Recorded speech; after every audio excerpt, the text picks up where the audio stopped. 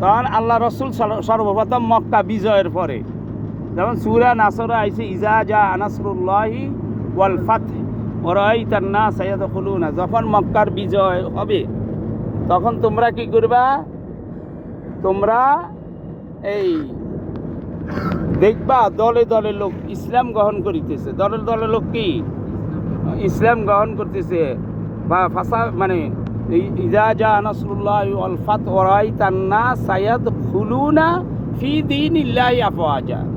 সেরে এই সায়াদখুলুনা, তারা দাখিল হইতেছে, তারা প্রবেশ করিতেছে আল্লাহর দ্বীনের মধ্যে। আসতে চালাও এই স্লোলি আল্লাহর দ্বীনে যখন দেখবে মানুষ দলে দলে প্রবেশ করিতেছে, তখন কেউ তো সবাই যখন সবাই মুসলমান হয়ে যায়, যিনি নেতৃত্ব দেন তার দলে যখন লোকরা আসে তখন সেই কি টাকা সে খুশি হইবে না যে আমার দল এতদিন কেউ মুসলমান হইতেছে না, এত রাসূল সাল্লাল্লাহু আলাইহি ওয়াসাল্লাম এত নির্যাতন সইল, তাইফে যাই পাথর খাইলো, তারপরে ইয়েতে যাইয়া এখান দিয়ে যাই গাড়ি ঘুরিয়ে নো এখান দিয়ে যাইয়া যে এত নির্যাতিত হইল।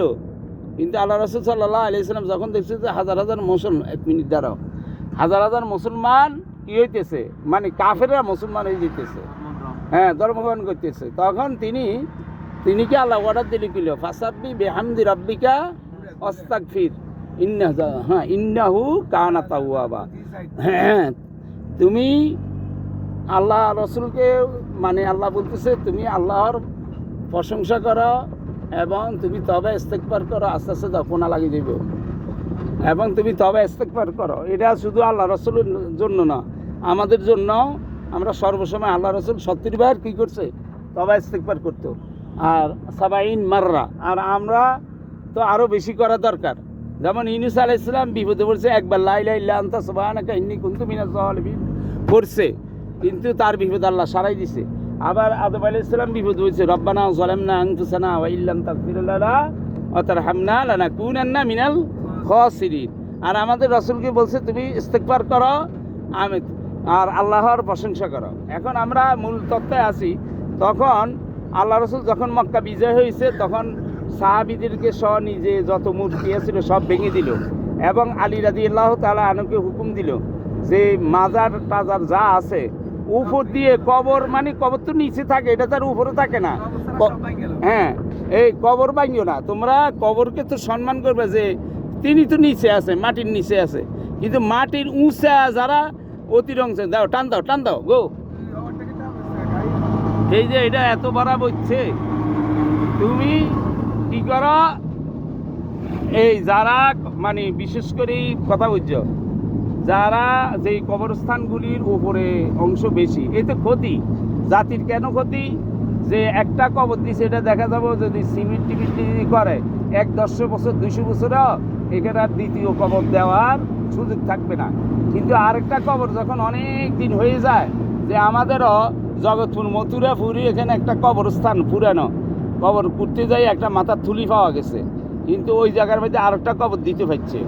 কিন্তু যদি এর এখানেও যদি সিমেন্ট থাকতো বা থাকতো তাহলে তো কবর আর দিতে পারতো না। যে বাংলাদেশের মাটি মানে সব এলাকায় মূল্যবান সম্পদগুলি হলো মাটি, মাটি এই এক একজনের বাড়ি সাইডে দিয়ে যদি কবরস্থান দেয় মানে তাহলে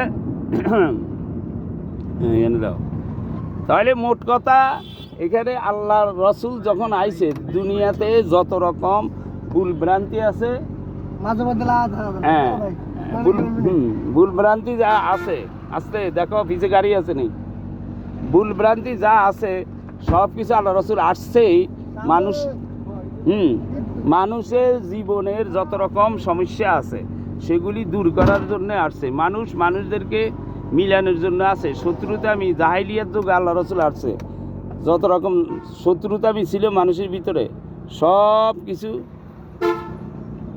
টান দেন দেওয়ার দরকার ছিল, সব কিছু আল্লাহ রসুল সাল্লাল্লাহু আলাইহি সাল্লাম যত গোত্র আছে সবকে মিলেই দিল। এবং এই যে এটা একটা বাজার, পৃথিবীর মধ্যে সবচেয়ে খারাপ জায়গা হইল বাজার, আবার সবচেয়ে ভালো জায়গা হইল কি মসজিদ। কিরে হ্যাঁ ওই জন্যই এই যে ছাত্ররা মাদ্রাসা যাইতেছে আলহামদুলিল্লাহ। এই বাজারের মধ্যে দেখা যাচ্ছে এখন আমাদের বাজারে বর্তমানে এই সবচেয়ে আগে বলি দোষীদের কথা বলি, তারা মানে মানুষ একবার যদি বাই নেয় মুদি দোকান থেকে বা যেটা থেকে, কিন্তু দ্বারের কাছে আসে না। মুদির দোকান থেকে একবার যদি বাকি নিতে পারে দোকানের দ্বারের কাছে আসে না। এইটা হইলো সবচেয়ে বড় দোষ। একজনের টাকা যদি বাকি রেখে সে মৃত্যুবরণ করে, তার জানাজা দেওয়াটাও না জায়েজ কথা। এই জন্য মানুষে যদি প্রথমে তারা তাদের হকগুলি বাকি নিলে তাড়াতাড়ি টাকা দিয়ে দেয়। আবার যিনি দোয়ানদার ইনি এখন সিন্ডিকেট করে দিয়েছে, কেউ আর বাকি দিবে না। এখন তার দেশ চলবে কেন, সমাজ চলবে কেন? সেই জন্য আল্লাহ রসুল বলছে যে বাকি দিবে, যে হালাত দিবে তাকে আল্লাহ করেন করজা মানজাল্লাযী ইউকরিদুল্লাহ করজান হাসানা। আল্লাহ বলছে যে তাদেরকে যারা করজা হাসানা দিব আল্লাহ তাদেরকে দ্বিগুণ বাড়াই দিবে। দিবে কেমনে দেখবে না, যদি চিন্তাবিদ হয় তাহলে তারা চিন্তা করবে। তার ছেলে সন্তান, তার বউ বাচ্চা যদি সুস্থ থাকে এর চেয়ে বড় চাওয়া নাই। অতএব এই আমার ওই মূল তত্ত্ব ছিল যে বাংলাদেশে সুন্নি এবং ওয়াহাবিদের পার্থক্য। ওয়াহাবি যে আব্দুল আজিজের, সৌদি আরবের বাদশাহ আব্দুল আজিজে ওই যে ওয়াহাব নজদিরকে আইনা যেগুলি কোরআনের সত্য, কোরআনের আয়াতগুলি সব কিছু সাথে মিলাই তিনি একটা সংবিধান বানাইছে সৌদি আরবে। আমরা বাংলাদেশের সংবিধান, ওই দেশের সংবিধান। ওই দেশের সংবিধান হইল সর্বপ্রথম নামাজের আজান দিব, নামাজে যাইতে হবে, এটা কোরআন আয়াতে। আল্লাযীনা ইম্মাক্কানাহুম ফিল আরদ, যারা আল্লাহর ক্ষমতা পায়, আল্লাহ যাদেরকে ক্ষমতা দেয় তারা সর্বপ্রথম কি করে? দিন কায়েম করে। এবং এদিকে যাও, এদিকে যাও, কিয়াম মানে আল্লাহর নামাজ প্রথমে কায়েম করে জমিনের উপরে। হ্যাঁ দাদা,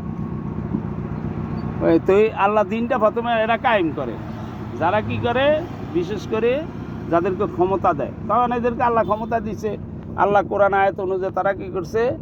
আল্লাহর আইনটা তারা প্রতিষ্ঠিত করছে। আর আল্লাহর আইন প্রতিষ্ঠিত করার কারণে আব্দুল আজিজকে আব্দুল আজিজের আমল থেকে আল্লাহ এই সৌদির মধ্যে তেল, স্বর্ণ, গয়না, এমনকি পৃথিবীর মধ্যে সর্বশ্রেষ্ঠ বলতে যত গাড়ি ঘোড়া যা আছে আরামদায়ক প্লেন সহ সব নাজ নেয়ামত একমাত্র আরব গালফকে আল্লাহ দিয়ে রেখেছে।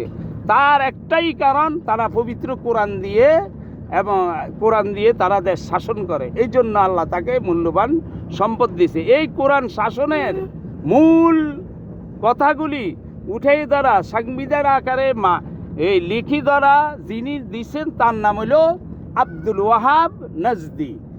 এই সংবিধানটা উনি লিখছে। যেমন আমি বাংলাদেশের সংবিধান লিখছে ডক্টর কামাল, কুদরতে খোদা, এগুলি। এরা যারা কোরআন হাদিস কোনো কিছু জানে না, এরা শুধু দুনিয়া জেনারেল মানব রচিত যত বুদ্ধি বিবেক দিয়ে তারা বাংলাদেশকে আজকে প্রায় 54 বছর 57 বছর বাংলাদেশ চালাইতেছে। 47 থেকে হিসাব করে দেখা যায় আরও প্রায় 60 70 80 বছর এই দেশ চালাইতেছে। এখনও পাকিস্তানও গরিব রয়ে গেছে, বাংলাদেশও গরিব রয়ে গেছে। অথচ তেলের খনি, সোনার খনি সব কিছু আছে, শুধু আসে না কেন? তারা আল্লাহর দিন কায়েম করে না, 5 ওয়াক্ত নামাজ পড়ে না, আল্লাহর কথা শুনেন, বেরেক কর। তার আল্লাহর দিন কায়েম করা না করার কারণে আমরা আজও গরিবে রয়ে গেলাম। আগের গরিব। অথচ যারা আমাদের আগে পূর্বপুরুষরা যে শাস্তা খানের আমলে 1 টাকা 10 মণ চাউল পাওয়া যাইত, কিন্তু এখন 1 টাকা তো দূরের কথা, 1 টাকা দিয়ে 100 টাকা চাউলে পাওয়া যায় না। তো এখন মনে করেন বরকত কোথায় গেছে? একমাত্র আল্লাহর দিন কায়েম করার না কারণে পিছিয়ে যাও। তো আমরা তাহলে আল্লাহর দিন কায়েম করব ইনশাল্লাহ। আমি মাদ্রাসা কোরআন পড়ার সাথে সাথে ড্রাইভিংও শিখাই। আপনারা আপনাদের সন্তান যদি যেই জায়গায় আছেন, যেখানেই আছেন, আমার আশেপাশে আসলে আমার সাথে যোগাযোগ করবেন। আবার অন্য জায়গায় থাকলে অন্যদের সাথে যোগাযোগ করবেন। এবং ড্রাইভিং যে কোনো একটা কর্ম শিখেন। সূরাতুন নাসরা আল্লাহ বলছে, হে নবী, তুমি কাজকর্মের ফাঁকে ফাঁকে আমার জিকির করো। অর্থাৎ আমরা আমাদের কাজকর্ম করব, যখন আজান দিবে তখন আমরা যাই নামাজ পড়ব। এটাই হলো আমাদের দিনের প্রথম কাজ। আল্লাহ আমাদেরকে সবাইকে তৌফিক দেখ। ওয়া আখির দাওয়ানা আলহামদুলিল্লাহি রাব্বিল আলামিন। আমরা একটা গ্রামের ভিতরে, একটার ফুল্লি গ্রামে ঢুকছি। কত সুন্দর শ্যামল দেশ। সবাই ভালো থাকেন, শেয়ার করে দিয়েন।